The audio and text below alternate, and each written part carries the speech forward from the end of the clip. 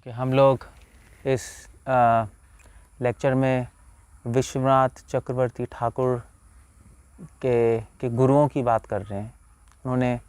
उनके गुरु कौन है? शिक्षा गुरु, दीक्षा गुरु, और उन्होंने अपनी पढ़ाई कहाँ की जब वो छोटे थे, वृंदावन में आने से पहले। तो ये सारी चीज़ें हम डिस्कस करेंगे। और उनके गुरुओं का चरित्र क्या था, चरित्र इन द सेंस मतलब उनके जो गुरु की स्पेशल क्वालिटीज़ क्या थी, ये भी हम डिस्कस करेंगे। ओके, वेल, कृष्णदास कविराज विश्वनाथ चक्रवर्ती ठाकुर नरोत्तम परिवार में आ रहे हैं। जीवा गोस्वामी के 3 प्रधान शिष्य थे, नरोत्तम दास ठाकुर, श्रीनिवासाचार्य और श्यामानंद पंडित। और तीनों जब वृंदावन से बंगाल गए प्रचार करने के लिए, जीवा गोस्वामी ने भेजा उनको, डिप्यूट किया प्रीचिंग मिशन के लिए। तो तीनों अपने अपने विलेजेस, अपने अपने गाँव के पास गए वहाँ पे प्रचार करने के लिए। नरोत्तम दास ठाकुर खेतुरी गांव, मतलब समझ लीजिए नॉर्थ बंगाल की साइड में थे। खेतुरी गांव नॉर्थ बंगाल और बांग्लादेश के बॉर्डर पे। श्रीनिवासाचार्य मिड ऑफ बंगाल में थे, श्रीखंडा में, जो कि नवदीप कटवा के पास है, बीच में। और श्यामानंद पंडित साउथ ऑफ बंगाल में थे, जहाँ पे उनका घर था। श्यामानंद पंडित का घर था, तो उनके गांव का नाम है धरिंदा। और तो वो नीचे बंगाल में, नीचे विष्णुपुर वहाँ पर है, तो मेदिनीपुर या हाँ उसके पास ही है नीचे। सो नरोत्तम दास ठाकुर के परिवार में विश्वनाथ चक्रवर्ती ठाकुर सम्मिलित हुए। इन्होंने सबने अपने अपने शिष्य बनाए। श्रीनिवास ठाकुर के अपने शिष्य थे, श्यामानंद पंडित के अपने थे, नरोत्तम दास ठाकुर के अपने डिसाइपल्स थे। नरोत्तम धारा या नरोत्तम परिवार में विश्वनाथ चक्रवर्ती ठाकुर आ रहे हैं। अब वो कैसे आ रहे हैं? नरोत्तम दास ठाकुर जी के वैसे तो हज़ारों शिष्य थे, 2 मेन डिसाइपल थे। एक थे गंगा नारायण चक्रवर्ती और दूसरे थे रामकृष्ण आचार्य। 2 मेन डिसाइपल, जैसे लेफ्ट हैंड राइट हैंड, जैसे भक्ति संध्या सरस्वती ठाकुर के लेफ्ट हैंड राइट हैंड थे सुंदरानंद विद्या विनोद और आनंद वासुदेव। ऐसे ही लेफ्ट हैंड सारा मैनेजमेंट, जो भी प्रीचिंग में हेल्प करनी है, ये लोग करते थे और बहुत स्कॉलरली थे। अब जो गंगा नारायण चक्रवर्ती हैं, नरोत्तम दास ठाकुर तो चले गए भगवान के धाम, उन्होंने अपनी लीला विराम कर दी। उसके बाद गंगा नारायण चक्रवर्ती और रामकृष्णाचार्य, इन पे सारा भार आ गया। नरोत्तम दास ठाकुर के जितने भी डिसाइपल्स हैं, उनको देखने का और मैनेजमेंट का जो भी है। गंगा नारायण चक्रवर्ती की एक पुत्री थी जिनका नाम था विष्णुप्रिया। गंगा नारायण चक्रवर्ती की वाइफ का नाम था नारायणी देवी। ये नारायणी देवी अलग हैं, वृंदावन दास ठाकुर की जो मदर है उनसे अलग हैं नारायणी देवी। और उनकी एक पुत्री थी विष्णुप्रिया। और तो पुत्री थी, तो उनके पास कोई पुत्र नहीं था। और जो रामकृष्णाचार्य हैं, उनके 2 पुत्र हुए, उनके फ्रेंड ही हो गए। 2 पुत्र हुए, एक थे कृष्णचरण और दूसरे थे राधा कृष्ण। तो रामकृष्ण कविराज ने ये देखकर कि गंगा नारायण चक्रवर्ती कोई पुत्र नहीं है, उस टाइम बहुत बड़ी बात थी पुत्र ना होना, क्योंकि पुत्र नहीं होगा तो फिर उसके बाद श्राद्ध कौन करेगा, पिंडदान कौन करेगा। तो इसलिए 500 साल पहले की, या 500 साल तो नहीं, अराउंड 400 ईयर्स पहले की बात है, 400-500 ईयर्स पहले की बात। उस टाइम ये सिस्टम बहुत स्ट्रांग था। तो रामकृष्णाचार्य जी ने अपना एक पुत्र कृष्णचरण गंगा नारायण जी को दे दिया। तो कृष्णचरण एडॉप्टेड पुत्र थे गंगा नारायण चक्रवर्ती के, और इसलिए उनका नाम भी कृष्णचरण चक्रवर्ती पड़ गया, उन्होंने अडॉप्ट कर लिया। जैसे आपका कुंती आई थिंक कुंती वासुदेव जी की हाँ बहनी थी। और उन्होंने फिर कुंती को को कुंती भोज नाम राजा को दे दिया था कि वो संभाले, इसलिए उनका नाम कुंती पड़ा था। एनीवे, सो अडॉप्टेड सन है कृष्णचरण चक्रवर्ती, गंगानारायण चक्रवर्ती के अडॉप्टेड सन कृष्णचरण चक्रवर्ती। और कृष्णचरण चक्रवर्ती के फिर एक पुत्र हुए जिनका नाम था राधा रमन चक्रवर्ती। पुत्र और डिसाइपल, कृष्णचरण चक्रवर्ती गंगानारायण जी के पुत्र और डिसाइपल थे। राधा रमन चक्रवर्ती कृष्णचरण चक्रवर्ती के पुत्र और शिष्य थे। और इन्हीं राधा रमन चक्रवर्ती से विश्वनाथ चक्रवर्ती ठाकुर ने फिर दीक्षा ली। विश्वनाथ ठाकुर जैसे हमने देखा, उनका जन्म तो कुछ लोग कहते हैं कि नदिया में हुआ, किशनगंज में, मगर उन्होंने पढ़ाई और दीक्षा उन्होंने रामकृष्णाचार्य से ली। सॉरी, रामकृष्ण क्या कह रहा हूँ, तो कृष्णचरण चक्रवर्ती के पुत्र और शिष्य राधा रमन चक्रवर्ती से ली। और ये लोग, ये कृष्णचरण चक्रवर्ती और राधा रमन चक्रवर्ती, ये लोग कहाँ रहते थे? नरोत्तम दास ठाकुर और गंगा नारायण चक्रवर्ती और आपके रामकृष्णाचार्य, ये लोग रहते थे आपके खेतूरी गांव के पास ही एक जगह गंभीला, वहाँ पे रहते थे ये लोग। मगर कृष्णचरण चक्रवर्ती और राधा रमन चक्रवर्ती, ये लोग फिर वहाँ से शिफ्ट होके तो बंगाल में एक जगह, तो उसका नाम है सईदाबाद में शिफ्ट हो गए थे, या यूँ कह लीजिए सईदाबाद में भी उनका एक घर होगा। गंगा नारायण चक्रवर्ती का एक हाउस सईदाबाद में भी था। तो ये लोग जनरली वहाँ जाके रहे, कृष्णचरण चक्रवर्ती और राधा रमन चक्रवर्ती। विश्वनाथ ठाकुर सईदाबाद गए। सईदाबाद में इन्होंने कृष्णचरण चक्रवर्ती से इनिशिएशन लेनी चाहिए। कृष्णचरण चक्रवर्ती ने बोला कि आप मुझसे नहीं, मेरे पुत्र और शिष्य राधा रमन चक्रवर्ती से इनिशिएशन लो। तो ये गुरु प्रणाली है विश्वनाथ चक्रवर्ती ठाकुर की। नरोत्तम दास ठाकुर के डिसाइपल गंगा नारायण चक्रवर्ती, उनके डिसाइपल और पुत्र कृष्णचरण चक्रवर्ती, और उनके शिष्य और पुत्र राधा रमन चक्रवर्ती, और उनके शिष्य विश्वनाथ चक्रवर्ती ठाकुर। अब आप हमारी परंपरा देखेंगे, जो भगवद गीता के शुरू में तो श्रील प्रभुपाद ने जो छापी हुई है हमारी गुरु परंपरा, उसमें आप देखेंगे तो नरोत्तम दास ठाकुर के बाद सीधा विश्वनाथ चक्रवर्ती ठाकुर है। राधा रमन चक्रवर्ती का नाम नहीं है वहाँ, और ना ही कृष्णचरण चक्रवर्ती का नाम है, और ना ही गंगा नारायण चक्रवर्ती का नाम है। अब एक क्वेश्चन आता है कि ऐसा क्यों है, प्रभुपाद ने वो नाम क्यों मिस कर दिए? वो नाम इसलिए नहीं डाले क्योंकि नरोत्तम दास ठाकुर अपने में एक बहुत बड़े आचार्य थे। हमारी गुरु परंपरा में उन्हीं शुद्ध भक्तों का नाम है, उन्हीं महाभागवतों का नाम है जिन्होंने आचार्य का रोल प्ले किया है। महाभागवत तो कृष्णचरण चक्रवर्ती भी हैं, राधा रमन चक्रवर्ती भी हैं, बट उन्होंने आचार्य का रोल प्ले नहीं किया। अब क्वेश्चन है, आचार्य कौन है? आचार्य वो होते हैं जो परंपरा या संप्रदाय की धारा को एक नया रूप देते हैं, या संप्रदाय की रक्षा करते हैं। जब संप्रदाय पूरी तरह अंधेरे में चली जाती है, बहुत सारे मिसकंसेप्शंस आ जाते हैं और सारे के सारा ज्ञान लुप्त हो जाता है संप्रदाय का, तो ये कुछ जो डिवोटीज महाभागवत आते हैं वो संप्रदाय को फिर से उठा देते हैं ऊपर। जैसे उदाहरण के लिए भक्ति विनोद ठाकुर एक आचार्य हुए, क्योंकि भक्ति विनोद ठाकुर के से पहले सारी किताबें खो गई थी, सारा गौड़िया वैष्णव संप्रदाय खत्म हो गया था, सहज्य आ गए थे, अपर संप्रदाय वाले आ गए थे।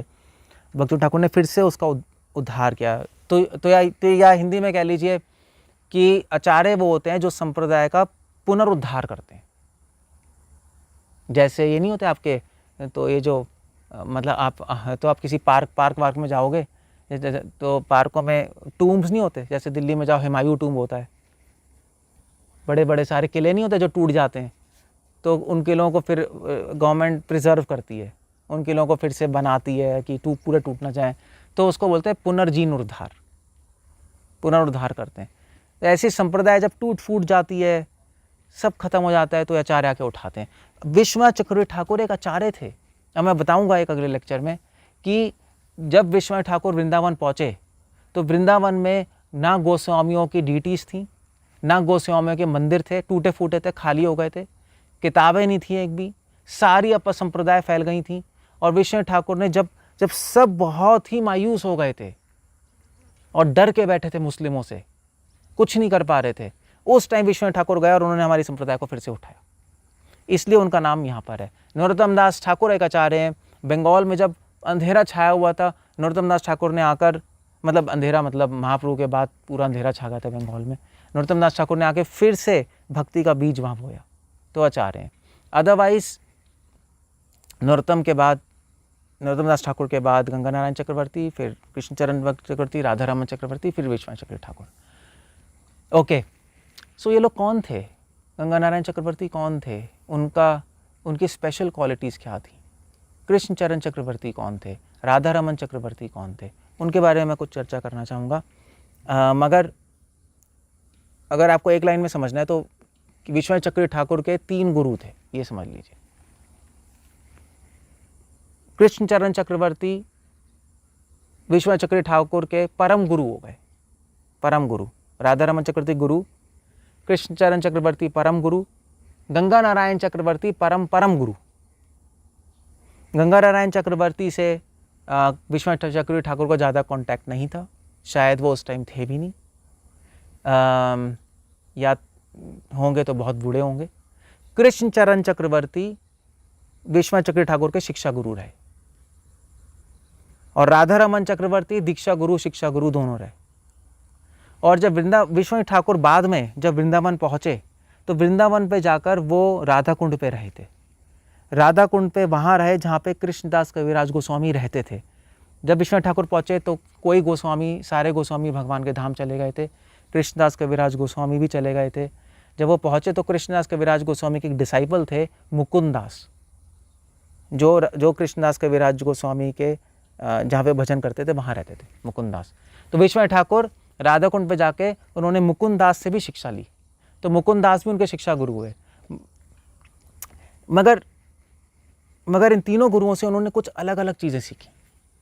तीनों गुरुओं ने उनको अलग अलग एस्पेक्ट में तो भक्ति के अलग एस्पेक्ट को कैसे कहेंगे, भक्ति के अलग अलग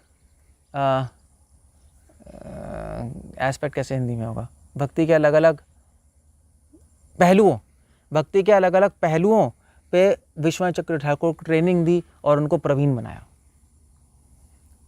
अब क्या सीखा उन्होंने? कृष्णचरण चक्रवर्ती से कुछ सीखा, राधा रमन चक्रवर्ती से कुछ और सीखा, मुकुंद दास से कुछ और सीखा। क्या सीखा वो आपको तब पता लगेगा कि इनकी स्पेशलिटी क्या थी। अब कौन थे ये लोग? स्पेशल कौन थे वो तो मैंने बता दिया। स्पेशल क्या था इनमें? हर डिवोटी में कुछ ना कुछ स्पेशल होता है, नहीं? इनमें क्या स्पेशल था? विश्वनाथ चक्रवर्ती ठाकुर के ये गुरु थे। पहली बात तो ये हमारे पास इंफॉर्मेशन कहाँ से है? तो इसके 2 सोर्सेज हैं। एक किताब है नरहरि चक्रवर्ती ठाकुर जीवन ओ चरित्र, एक किताब है। नरहरि चक्रवर्ती ठाकुर विश्वनाथ चक्रवर्ती ठाकुर के एक शिष्य थे जगन्नाथ दास, और जगन्नाथ दास के पुत्र थे नरहरि चक्रवर्ती ठाकुर, जिन्होंने किताब लिखी भक्ति रत्नाकर। और नरहरि चक्रवर्ती ठाकुर के जीवन पे उनके शिष्य ने किताब लिखी है, नरहरि चक्रवर्ती जीवन और चरित्र। उसमें ये सारा मेंशन्ड है कि विश्वनाथ ठाकुर के गुरु कौन थे, कैसे थे, क्या था। अब क्वेश्चन है कि उस किताब में इंफॉर्मेशन कहाँ से आई कि विश्वनाथ ठाकुर के गुरु कौन थे, परम गुरु कौन थे, परम गुरु कौन थे? विश्वनाथ चक्रवर्ती ठाकुर ने खुद ने मेंशन किया है अपनी किताबों में कि उनके गुरु कौन है। स्पेशली विश्वनाथ चक्रवर्ती ठाकुर ने किताब लिखी है स्तवा अमृत लहरी, वेरी नाइस बुक, स्तवा अमृत लहरी। उसमें स्तवा अमृत लहरी मतलब उसमें कई स्तव है, स्तव मतलब कई ग्लोरिफिकेशन है, महाप्रभु की ग्लोरिफिकेशन, कृष्ण की ग्लोरिफिकेशन। ग्लोरिफिकेशन कैसे प्रश्न, हाँ मतलब क्या कहते हैं, अष्टकम है महाप्रभु के, महाप्रभु पे अष्टकम है, राधा गोविंद पे अष्टकम है, गोपीनाथ पे अष्टकम है, मदन मोहन जी पे अष्टकम है, बहुत सारी प्रेज है, बहुत सारे सॉन्ग्स लिखे हैं उसमें, स्तवा अमृत लहरी, स्तवा सॉन्ग्स। तो उस किताब का जो पहला सॉन्ग है वो है जो हम रोज़ गाते हैं, गुरवा अष्टकम, संसारा दावा नालोक। अगर आपको ये नहीं पता कि संसारा दावा कहाँ से आया है, जो आपको पता होना चाहिए, जो हम रोज़ गाते हैं, वो विश्वनाथ ठाकुर की स्तवामृत लहरी का पहला सॉन्ग है। और दूसरा, तीसरा, चौथा सॉन्ग वो उन्होंने अपने गुरु, परम गुरु पे को डेडिकेट किया है। राधा रमन चक्रवर्ती पे सॉन्ग है, एक अष्टकम है, फिर दूसरा कृष्ण चरण चक्रवर्ती पे अष्टकम है, और तीसरा गंगा नारायण चक्रवर्ती पे अष्टकम है, और फिर चौथा नरोत्तम दास ठाकुर पे अष्टकम है, और फिर so on and so on चल रहा है। तो उन अष्टकम में उन्होंने अपने गुरुओं के बारे में लिखा है खुद। 8 श्लोक हैं, और अगर आप उनको ध्यान से पढ़ोगे तो आपको बहुत कुछ पता लग जाएगा कि इन्होंने अपना जीवन बताया कैसे बताया, और क्या इनका स्वभाव था, और कृष्ण विश्वनाथ ठाकुर ने इनसे सीखा क्या। तो एनीवे, तो पहले हम बात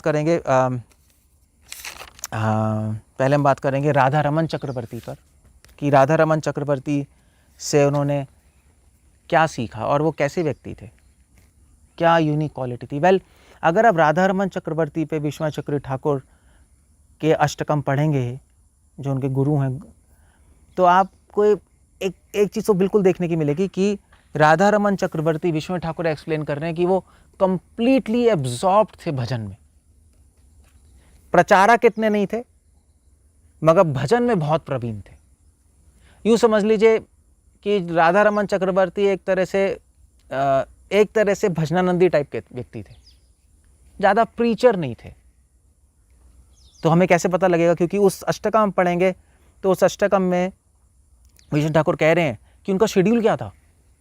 राधा रमन चक्रवर्ती का शेड्यूल था कि सुबह उठ के प्रातः निज तुलसी, सुबह उठ के पहले तुलसी की वर्शिप करते थे, फिर अपनी डीटीज़ की वर्शिप करते थे। सुबह का प्रोग्राम जैसे हमारे भी होता है, डीटी वर्शिप होता था अपनी, सुबह उठ के फिर अपने उनके बाद डीटीज़ की वर्शिप करना तो टाइम लगता है ना, श्रृंगार करना, उनका अभिषेक करना, ऑफरिंग करना, सुबह का टाइम उनका उसमें आता था। और मध्याह्न में, आफ्टरनून में वो भागवत अमृत रस आस्वादन करते थे। तो विश्वनाथ ठाकुर लिख रहे हैं स्तवामृत लहरी में, मध्याह्ने भागवत कथा अमृत सिधु मधुर आस्वाद सदा। दोपहर को अपने मतलब मध्याह्न मतलब 10 बजे से लेके अप्रॉक्सीमेटली, सुबह का शेड्यूल हो गया, प्रसाद ले लिया, 10 बजे से लेके 2:30 बजे तक भागवतम कथा रस आस्वादन भक्तों के साथ, और फिर उसके बाद 2:30 बजे से 3 बजे से लेके थोड़ा रेस्ट करते होंगे, प्रसाद लेते होंगे, और फिर शाम को सायकाल में, शाम को एग्जैक्ट टाइम तो नहीं पता, बट 4-5 बजे से लेके 7 बजे तक जो भी है, शाम को वो निर्जन स्थान पे जाके, तो उनके गांव के पास एक वन था, वन में निर्जन स्थान पे जाके भजन करते थे। और विश्वनाथ ठाकुर लिख रहे हैं कि उनके आँखों से आंसू इस तरह बहते थे जैसे अमृत की धाराएं बह रही हैं, कंप्लीटली एब्जॉर्ब थे। और फिर आते होंगे अपना भजन करके, और फिर रात को वो फिर तो रात को लिख रहे हैं विश्वनाथ ठाकुर, जयदेव गोस्वामी की पद्यावली पढ़ते थे और रस आस्वादन करते थे, और राधा कृष्ण की लीलाओं का गान होता था, कई डिवोटीज मिलकर संकीर्तन करते थे, और ये पूरी रात चलता था, और फिर सुबह दोबारा से उनका काम हो गया। तो आप देख रहे हैं, इससे पता लगता है कि राधा रमन चक्रवर्ती एक प्रीचर टाइप के व्यक्ति नहीं थे, प्रीचिंग करते होंगे, बट एग्जैक्टली उनका मेन, वो ज़्यादा भजन में एब्जॉर्ब थे, भजनानंदी थे। भजनानंदी प्रचार घोष्ठानंदी के बीच में, घोष्ठानंदी मतलब प्रीचर, भजनानंदी मतलब जो भजन करते हैं, उसमें एब्जॉर्ब थे। विश्वनाथ ठाकुर उस अष्टकम में एक श्लोक जरूर लिख रहे हैं, और उस श्लोक में लिख रहे हैं कि उस श्लोक से पता लगता है कि लोग समझते थे कि राधा रमन चक्रवर्ती बहुत प्राउड व्यक्ति हैं। मतलब प्राउड कैसे कहेंगे हिंदी में? गर्व अच्छा वर्ड नहीं है। प्राउड तो समझते ही हैं, प्राइड तो हिंदी वर्ड ही है। अहंकारी,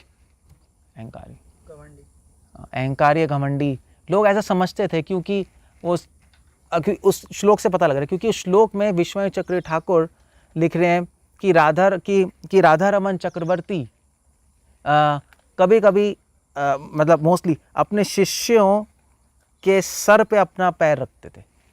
अब आपको लगेगा ये गौड़िया वैष्णव कोई ऐसा तो करता नहीं है, अपने शिष्यों के सर पे पैर रखता, ब्लेसिंग्स देने के लिए ऐसे हाथ से नहीं देते थे, अपने पैर शिष्यों के सर, पैर शिष्य प्रणाम करते होंगे, शिष्य के सर पे पैर रखते थे। अब गौड़िया वैष्णव संप्रदाय में ऐसा विधान है नहीं, क्योंकि गौड़िया वैष्णव तो अपने आप को दीन समझते हैं। नहीं, कृष्णदास कविराज गोस्वामी कह रहे हैं जगाए मदाए मुई से पापिष्ट, पूरी शेरा कीट होए मुई से लगेष्ट, तो जगाए मदाए से भी पापी। भक्ति सिद्धांत सरस्वती ठाकुर उनको कोई प्रणाम करता था, वो दोबारा से प्रणाम कर देते थे उनके शिष्य को भी, और ये सर पे पैर रख रहे हैं, इट वाज क्वाइट अनयूजुअल। और राधा रमन चक्रवर्ती काफ़ी बार अपने डिसाइपल्स को, और उनका रूटीन था, अपने डिसाइपल्स को बोलते थे मेरे पैर दबाओ, और भजन कर रहे हैं, अकेले रह रहे हैं, तो लोग सोचते होंगे, मतलब ऐसा लगता है इस श्लोक से कि बहुत ही घमंडी थे, और उसकी जस्टिफिकेशन दे रहे हैं विश्वनाथ चक्रवर्ती ठाकुर उस श्लोक में कि राधा रमन चक्रवर्ती ऐसा करते थे, मगर क्यों करते थे ऐसा? प्रेम हेतवे, कि उनके डिवोटीज का प्रेम बढ़े, वो उनसे सेवा लेते थे पैर दबाने की, कि उनकी भक्ति बढ़े, और पैर उनके सर पे रखते थे, घमंड से, अहंकार से नहीं, कृपा से, कृपावश। तो वो एक्सप्लेनेशन दे रहे हैं।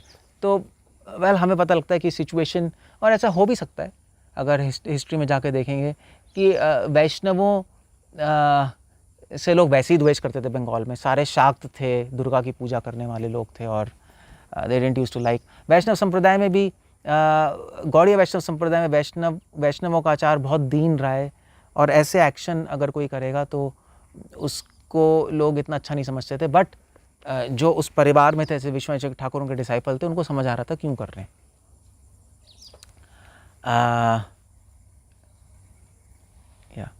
विपिन बिहारी गोस्वामी जो हैं, जो भक्ति विनोद ठाकुर के गुरु थे, उन्होंने भी भक्ति विनोद ठाकुर के सर पे पैर रखा था जब भक्ति विनोद ठाकुर ने दीक्षा ली उनसे।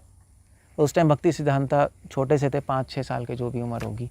भक्ति सिद्धांता ने, जब वो भक्ति विनोद ठाकुर चले गए, भक्ति सिद्धांता विपिन बिहारी गोस्वामी के पास आके उन्होंने कहा आपकी हिम्मत कैसे हुई भक्ति विनोद ठाकुर के सर पे पैर रखने की? आप जानते हो कौन है? आप कौन हो और ये कौन है? सो इससे पता लगता है कि कस्टम कास्ट गोस्वामीज फॉलो करते थे, पैर रखना सर पे, कास्ट गोस्वामीज। बट राधा रमन चक्रवर्ती कोई कास्ट गोस्वामी तो नहीं थे, नरोत्तम परिवार से थे, और ऐसा लगता भी नहीं कि उन्होंने अपने को कास्ट गोस्वामी मानना शुरू कर दिया था। सो एनीवे, विश्वनाथ ठाकुर इस तरह से बता रहे हैं। पॉइंट बस यहाँ पे लेने वाला ये है कि राधा रमन चक्रवर्ती की जो ग्लोरिफिकेशन कर रहे हैं विश्वनाथ ठाकुर अपने अष्टकम में, उससे पता लगता है कि राधा रमन चक्रवर्ती विश्वनाथ ठाकुर के जो शिक्षा गुरु रहे हैं। राधा रमन चक्रवर्ती से विश्वनाथ चक्रवर्ती ठाकुर ने रस, प्रेम के बारे में सीखा है। जो विश्वनाथ ठाकुर ने जो रस का स्वादन करना, और जो उन्होंने इतनी रसिक कमेंट्रीज लिखी हैं, उसमें बहुत बड़ा कंट्रीब्यूशन राधा रमन चक्रवर्ती का है। ऑफ कोर्स विश्वनाथ ठाकुर अपने में ही भगवान के धाम से आए हैं, महाभागवत हैं, उनकी अपनी अनुभूति है, मगर जो एंट्रेंस, जो ट्रेनिंग दी है रस शास्त्र में, वो राधा रमन चक्रवर्ती ने दी है।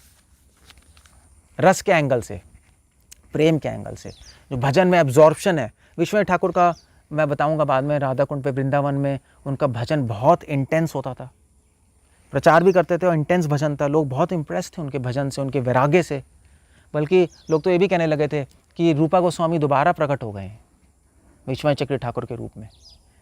तो ये सारा जो भजन में जो इंटेंसिटी है, उन्होंने राधा रमन चक्रवर्ती से सीखी, भजन में एब्जॉर्ब कैसे रहना है। ओके, कृष्णचरण चक्रवर्ती जो हैं, जो राधा रमन चक्रवर्ती के गुरु हैं और फादर भी हैं, और विश्वनाथ चक्रवर्ती ठाकुर के परम गुरु हैं, उनके बारे में भी विश्वनाथ ठाकुर ने एक अष्टकम लिखा है। और उस अष्टकम को आप ध्यान से पढ़ेंगे, उस 8 श्लोक में विश्वनाथ चक्रवर्ती ठाकुर बार बार लिख रहे हैं। कृष्णदास कविराज गोस्वामी सारे तार्किकों को, सारे मायावादियों को, सारे कर्मियों को, न्यायिस्ट फिलोसफर्स को डिफीट कर दिया, निरस्त कर देते थे।